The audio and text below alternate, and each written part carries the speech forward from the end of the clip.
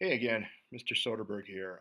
Today we're going to look at the feudal system. And as I talked about in the previous video, the Middle Ages refers to the roughly 1,000 year period of time in Europe from the end of the Western Roman Empire in 476 until we get to about 1,000 years later with the emergence of the Renaissance and the Age of Exploration.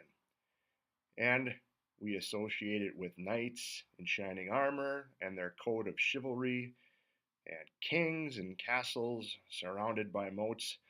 And we also associate it with something called the feudal system, which is how most of Europe was governed during the Middle Ages. Now, some of you are probably familiar with some of the key actors within the feudal system. At the very top, you would have a king. Now, the king would rule over a kingdom. Now, this is not so easy to govern, especially during the Middle Ages, and the king might owe many people things, especially people who helped make him a king, who helped him come to power, who helped him depose of the previous king, or helped him conquer land.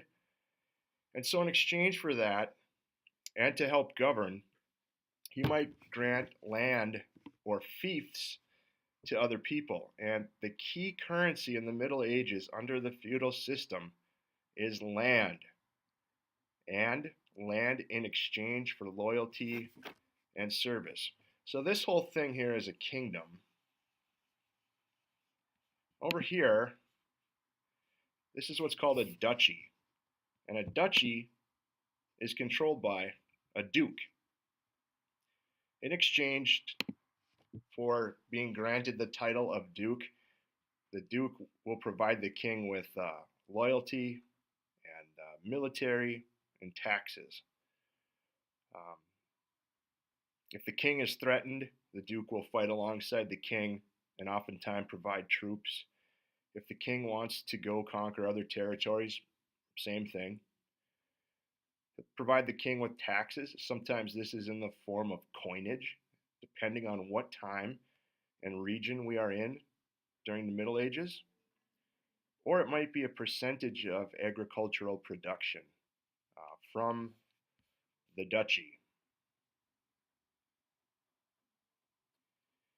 In England, duke, here we have fiefs equal land, and land is like currency. In England, the duke was the highest title of nobility. Now, the duke might have his own manor or even have multiple manors that he rules over directly and that he has his own serfs working on. Serfs is another name for free peasants. They're working the land, they're providing output, they're growing crops, cultivating, planting, cultivating, harvesting. It's going to help that Duke generate some of the tax revenue that's ultimately going to go to him, and some of that's going to go on to the king. But the rest of this duchy might be divided up into even smaller parts. For instance, this piece of land is called a county. And if you guessed that this piece of land is going to a count, you're absolutely right. That's where the modern term county comes from land that is granted to a count.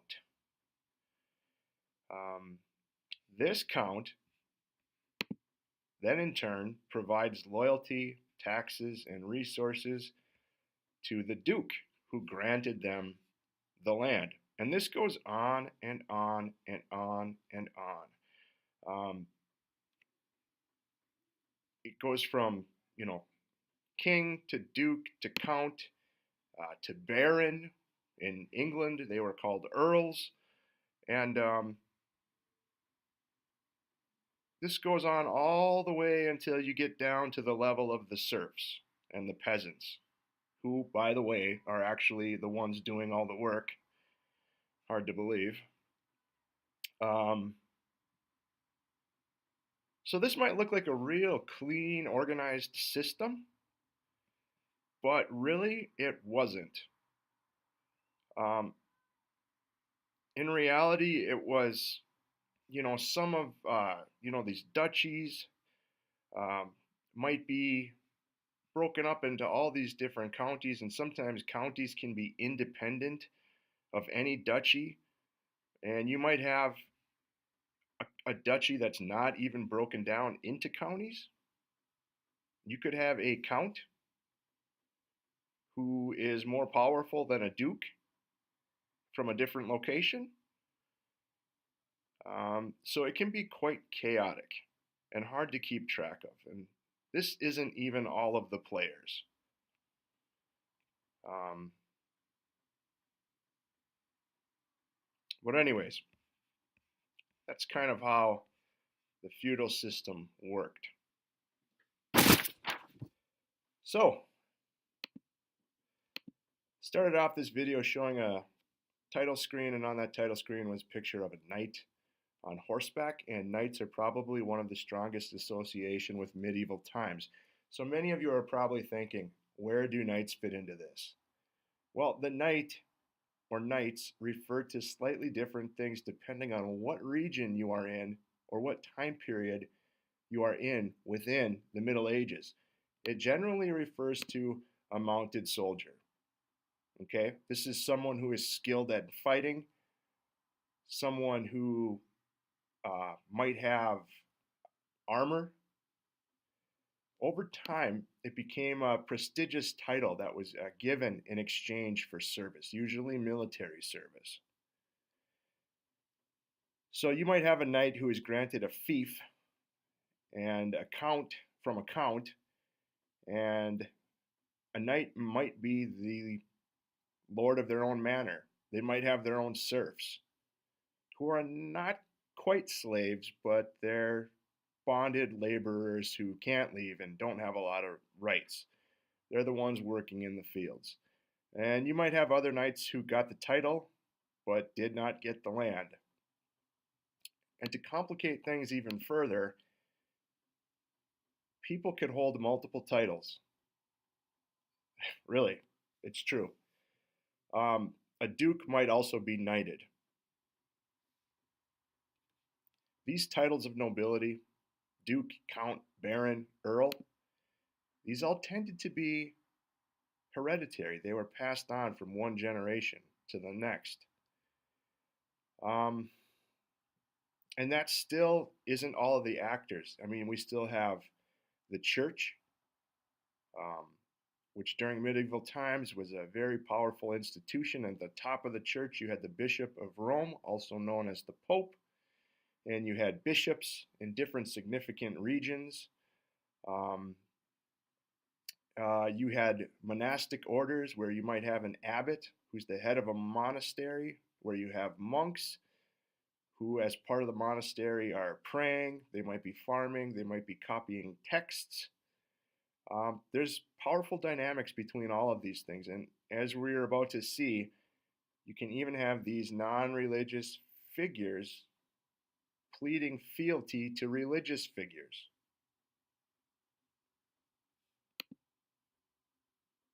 Uh, the title of knight, though, the title of knight was not passed on from generation to generation. It was given for service.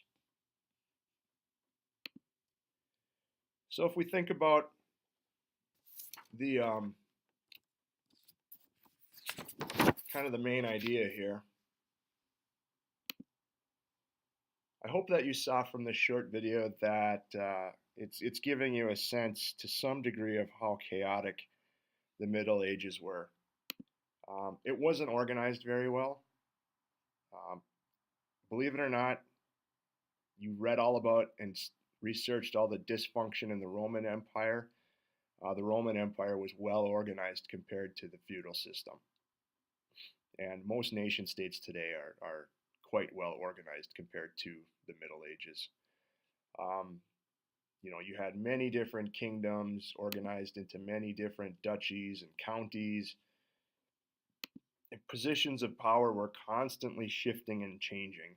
And a lot of times it depended on uh, oaths of loyalty, wars that were being fought, marriages between families, and other noble people marry other noble people. We've all seen the fairy tales, and inheritance, stuff that's passed on from generation to generation. So chaotic, chaotic times.